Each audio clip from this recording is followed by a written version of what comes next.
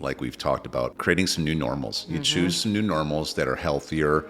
You know, for us, we really engaged in our faith, Yes. and that started becoming just the ultimate compass in our life. Hello, everyone. We are Greg and Jacquie Francis, and welcome to High Performance Parenting, where our passionate goal is to encourage you to raise champion children in a crazy world. Every week, we will bring you multiple episodes from our extensive experience of raising our six happy, healthy, successful, godly kids who are confidently equipped to win big in life. We deeply believe that any parent who is provided with the right knowledge and continual support can raise amazing kids. And when they do, all of our futures get better. If raising up future generations of absolute champions matters to you as much as it does to us, here's how you can contribute. Like and share this podcast with everyone you know. And together, let's embrace this journey of raising champion kids in a crazy world. Hey everybody, welcome back. Oh man, we have a good topic to share today, don't we? Yeah, we should do no jokes today, huh? Oh, you want some? No, I'm good. I just was wondering if I should be prepared for any. Get you some. We only had to start a couple times because I had a dry throat and everything else under the sun, so... Yeah, Jackie's hacking up a loogie over here. No, I don't hack up a loogie. That would be you. Yeah. You heard me. Well, all right. This topic we decided we want to share. We're going to do it a couple different ways. You know, for those out there listening, one thing that we really enjoy doing of our many projects in our life is we like coaching high achievers. And we have a coaching program and business that we bring on clients, and we coach and consult them through all different kinds of life things, you know, whether it's business and financial increase. A lot of it is strategic family success, Relationship building and unique endeavors. Yeah, I mean we have a lot of different. There's a number of categories, and a win in one category helps all the other categories succeed. And a lot of times people don't even know the bottlenecks that they have in their life, and so you need somebody who's an outside perspective in order to be able to see some of those bottlenecks and to be able to see your blind spots, and then speak into them, have enough courage and confidence and competence in order to intelligently be able to break down any potential limiting beliefs that are operating in your mind that are holding you back more than you even realize, just wrong thought processes you've had built in, etc. And it is a lot of fun. And it's cool watching people thrive and succeed. Well, a lot of these different categories that we help people get in alignment with, we also do this with our children, you know, and we have a real goal of our kids being, 10 category aligned fully, making sure that they're really as healthy as they can be in order to operate at the optimal confidence and courage that they need to be able to succeed in life. So which one are we talking about today, babe? Well, today we're going to talk about friendships, which I think is super important. A lot of this topic, of course, adults can apply to their life, but specifically to children, I figured with school coming up soon and sports going on and all that kind of stuff, the right kind of friends really matters. And understanding what a deep connected relationship looks like versus more of an acquaintance versus, somebody that you just kind of align with certain areas. Maybe you have some commonalities here and there versus the ones that you actually want to have a long relationship with. I think as adults, we're always looking for the right kind of relationships in our life. Sometimes we settle for certain relationships due to our jobs or locations or dynamics going on in our life. But for children, I think they really need to always understand the importance of the right kind of friendships. Because I think every kid out there is looking for a friend, right? I mean, our little 4-year-old will go to the park and she's like, oh, I want to go meet some new friends. And how do you define that kind of friend in that environment? Or then our kids will come home from a sport that they're participating in. They're like, oh my gosh, I have such great friends. We get along great on the basketball court or something like that. And then we have a little older girls, and they come home from school and they're like, well, I met some friends, but they weren't really in the same page as I were about certain things. They were talking about stuff that didn't really connect with me. And, so friends, the term in general, can be pretty confusing, especially for a child.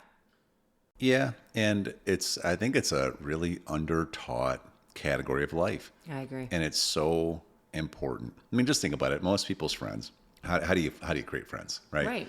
It's Most of the the time kid at work, who sat maybe, next to me in class, right? And because we're there every day together for months and months at a time, maybe even years in some cases, then they become your quote unquote best friend. And it has to, the main requirement for that friendship is that we are just forced to spend a lot of time together. So we better get along Right. the best we can. And, and so it's crazy though, but there's so much randomness to it throughout our lives that it can make you really not even believe in how powerful or how important it actually is to be intentional about it. And it's not taught, because it's generations of people just doing this the same way now. And it's almost like, you're rolling the dice. You hope that you end up with some good ones. If you don't, then it kind of stinks, but you learn to be more independent. But we all have this desire. It's kind of like you were saying, God made us to be in relationship. He made us to be in community. Everything worthwhile happens through relationship. Everything, it's, there's this grant study of human development. It got kicked off in 1938 in Harvard. And it's the longest study of human development in history.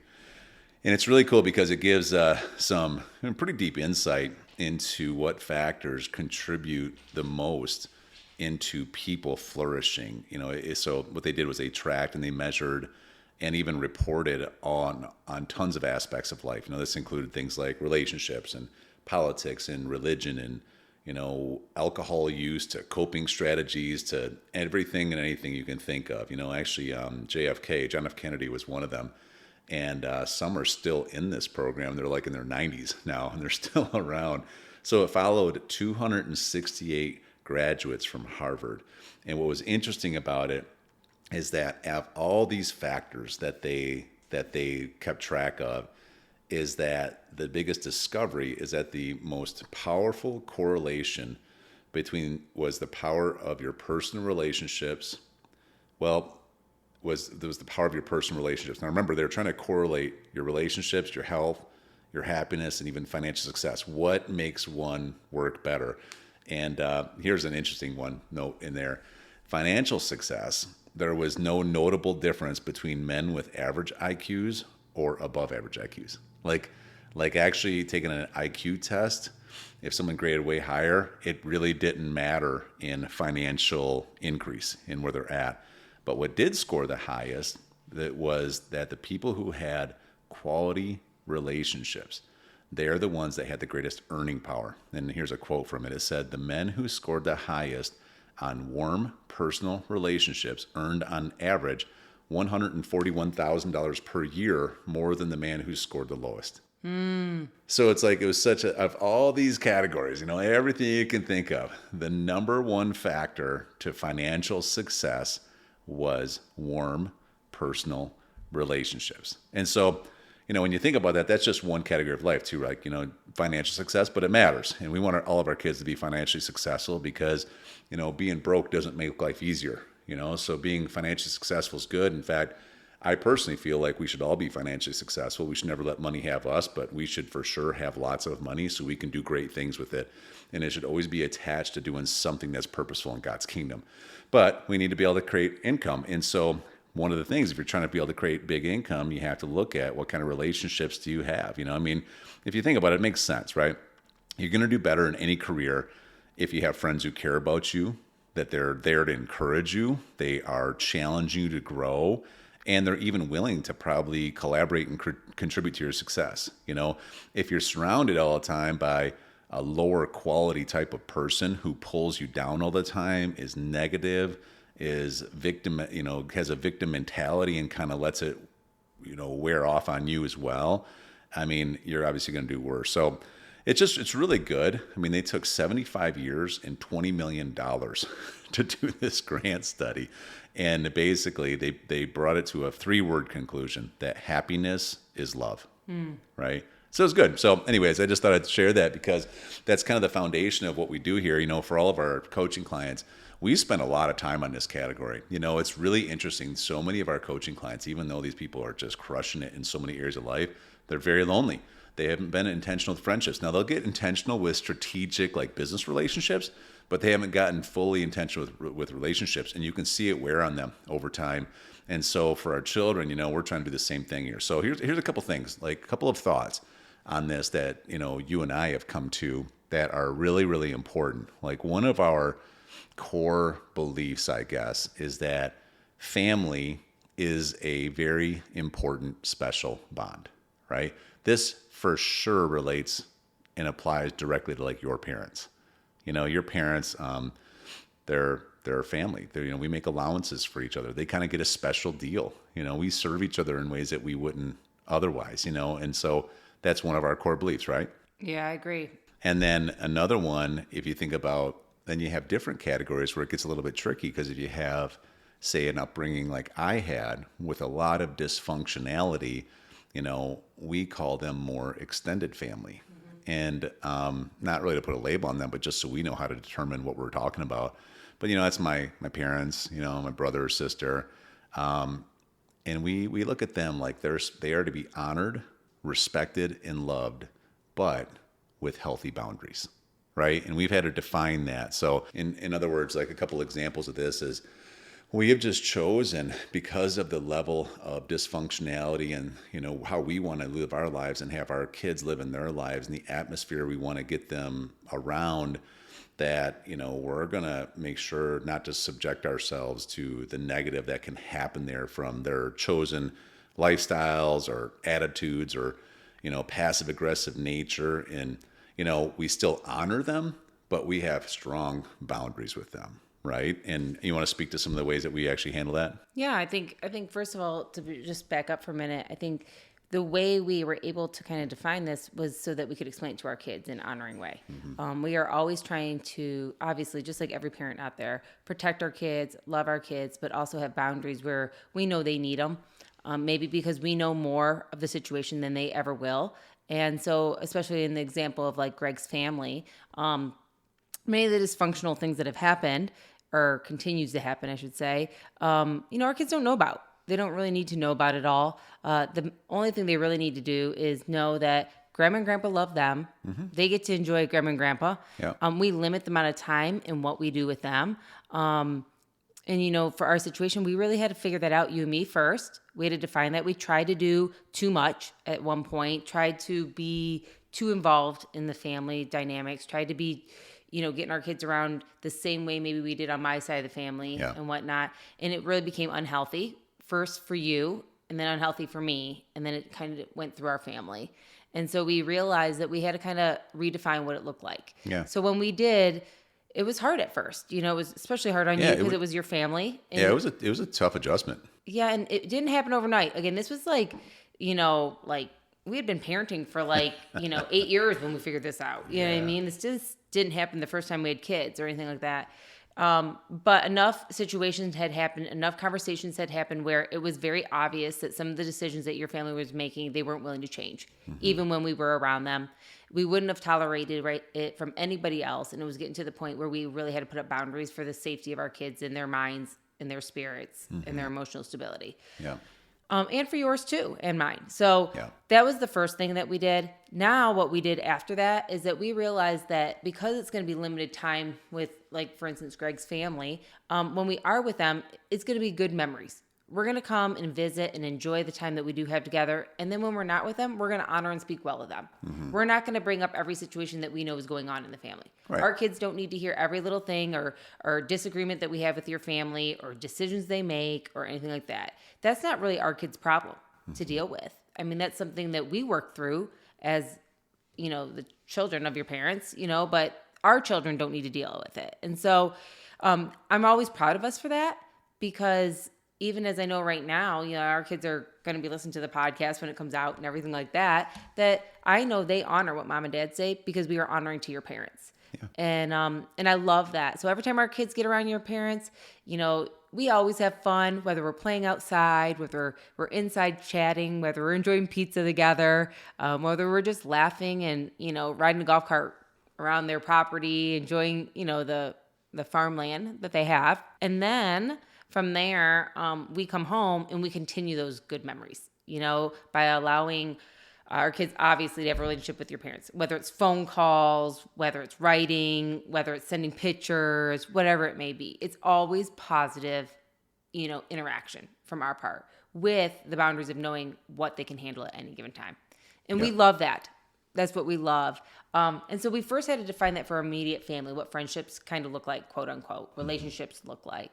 And I'm really happy to say, again, that came down to Greg and I having these conversations to decide what that would look like and then move forward with it. Yeah, and I think just for our viewers, just for some context, because I'm sure that a lot of people deal with this. Absolutely. In particular, when you grow up in a way that's a little dysfunctional, you don't want it to be dysfunctional, and then as you start, choosing to break away from that a little bit, and all of a sudden, like we've talked about prior, creating some new normals. You choose some new normals that are healthier.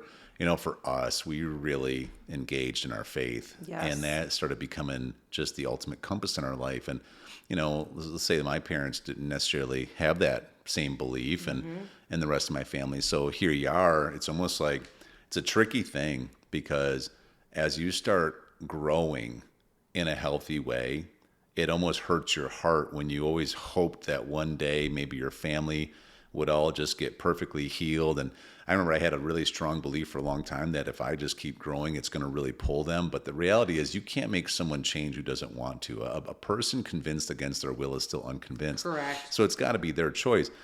So I remember going through these stages of this where I had to make a choice that I was going to choose this new way of living, even if it created a little bit more of a distance between me and my parents, or my brother or my sister, things like that.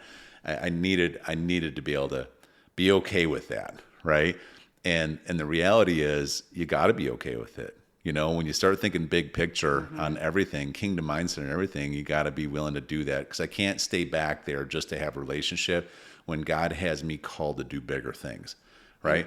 And that was the cool part, because not only were you able to, kind of split that in your brain, but also we've taught our kids the same thing now, is how important it is to do what God's calling us to do it God's way, not just the comfort. Sure. Sometimes.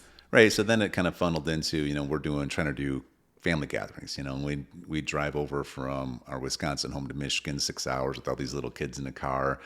And, of course it's a sacrifice, especially in the winter, and you don't know what weather's like. And we'd have a great time with your parents. We'd spend a certain amount of time. Then we'd try to go to my parents, spend the same amount of time, and it would be completely different. I always joke about it, but just to give people a perspective, we go to Jackie's parents, and it's like classical music, and everybody's got china out, and they're all, saying thank you and please. And it's very respectful and very honoring and very traditional and everything else. And to me, I'm looking around when I first met, I'm just like, wow, I've never experienced anything like this before. I don't know if I like it. You know what I mean? And then we go to my house, And my I've parents' never house. experienced And anything like that. And it's people in Led Zeppelin To your t-shirts. house.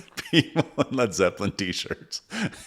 I was way out of my And all comfort kinds zone. of, we'll just say drama. I'll spare the details. But it was just two different atmospheres. And to say, for some reason, I couldn't figure it out. I didn't even get to meet your parents and your family till we were engaged, babe. Like, I was like, oh, and you're like, yeah, it's all good. Just sit down. Let's enjoy ourselves. So I'm like, looking around, kind of confused. But you know what? Honestly, sometimes though, all that kind of stuff allowed us to, just chat through it, talk about it, figure it out together. Again, most likely, most people don't come from the same background when you meet each other. But it was hard. It was hard at first because, again, I'm still hanging on that dream that hopefully this will all work out. Maybe now that they have grandkids from us, it'll be different. Maybe everybody will engage more. But then it kept being just like kind of disappointment after disappointment. And eventually we're just like, okay, this ain't good. When we're there and our kids are getting headaches because, my daddy's a chain smoker and he does it right in front of everybody. And we're like, okay, we got to limit time there. And if there's weird dysfunctionality things happening around it and it's just kind of drama, we're like, okay, we don't want to participate in that part. And so it really ended up boiling down to getting to a point where, okay, what can we do that shows as much honor and creates as much connection that we can have with them? That's just the truth of it. And to do it in the best way. And we started to come up with new strategies about how to do that. Whether it's we didn't necessarily all participate in the big family gathering with a whole bunch of people there where there's a lot of, opportunity for drama. We would just take our family and go meet them on a different day and spend a morning over there and but have a limited amount of time because after too long, things could get out of hand. And we did it only so many times a year. We kind of came to the conclusion that I would go there maybe a couple times a year. You'd go there with the kids, at least once a year. So there's still that kind of connection. We started having the kids become pen pals with grandma and, you know, things like that. And we just found different ways to I think honor. it's all about, again, defining what we wanted first and then being able to really find a way to allow our creativity to spill out onto our kids and that it be a fun thing. It doesn't have to be like, oh, super disappointment forever. It doesn't have to be like, well, just because it's not this way, we can't have anything type thing. You know, it was really us figuring out how to really work together so that they could have the best kind of relationship they could with your family, regardless of all the things that were going on. And I think that's the neat thing that we're trying to explain right now is that there is so many different categories of friendships. Family, really extended family, however you want to explain it, is one category of it, you know? And obviously, as us going forward, we have our own definition what it will look like for our children and their children, but on the same sense, not just saying, well, let's cut off everything. Is there any way to have some sort of relationship so that our children can still benefit from really just, you know, where dad came from and the history of them too? Yeah. We'll continue in the next one. All right. Hey everyone, thanks for listening and thanks for your love and support. We hope that today's episode added tremendous value to you and your family. It would mean so much to us if you would partner with us on our mission of helping parents around the globe raise champion children in this crazy world. To do so, simply take a moment to like and share this podcast with everyone in your network. And we have great news. You get more of us. You can expect new episodes every Monday, Wednesday, and Friday morning. So be sure to consistently tune in with us and enjoy our show. See you next time.